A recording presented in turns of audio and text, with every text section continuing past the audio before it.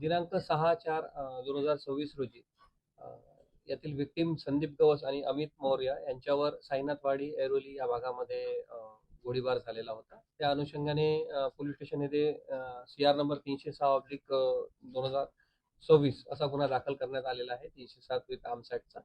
या गुन्ह्याच्या तपासामध्ये माननीय पोलीस आयुक्त नवी मुंबई यांच्या मार्गदर्शनाखाली यांच्या सूचनेप्रमाणे जवळपास 5 ते 6 पथक तयार करण्यात आलेले होते. याच्यामध्ये क्राईम ब्रँचचे पथक आणि पोलीस स्टेशनचे संयुक्त पथक तयार करण्यात आले होते आणि त्यांनी या गुन्ह्याचा तपास करून यामध्ये 5 आरोपी अरेस्ट केलेले आहेत.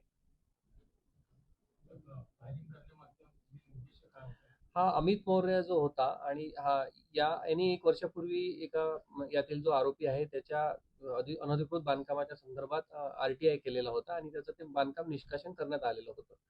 त्याचबरोबर यातला जो संदीप गवस आहे याच्यासोबत पण यातला दुसरा एक आरोपी आहे, त्याचं वैयक्तिक भांडण होतं. त्या दोघांच्या भांडणातून त्या दोघांनी मिळून हा जो आहे ही सुपारी दिलेली होती. किसका जिसने सुपारी दिया था, गुरफान करके कोई तो है जिसने सुपारी दिया था, उसका और अमित गवस का जो है उनका पार्टनरशिप था कंस्ट्रक्शन साइट में। अभी इन्व्हेस्टिगेशन जारी आहे. अभी उसका PCR लिया है. तर प्राथमिक माहिती याच्यामध्ये अशीच आहे की हे दोघंही जे यातले विक्टिम्स आहे यांच्या संदर्भात यातले जे 2 आरोपी आहे विशाल महाडिक आणि दुसरा गुरफान खान यांचं व्यावसायिक कारणावरनं आणि RTIच्या कारणावरनं वैयक्तिक भांडण होतं. त्याच्यातून त्यांनी इतर 3 लोकांना सुपारी देऊन हा कट रचलेला होता.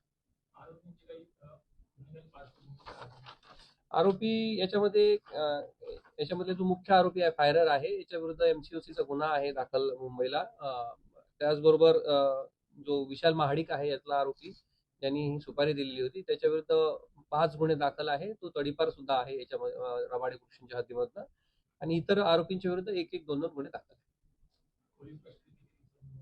किती दिवसाचे? 17 तारखेपर्यंत पोलीस कस्टडी.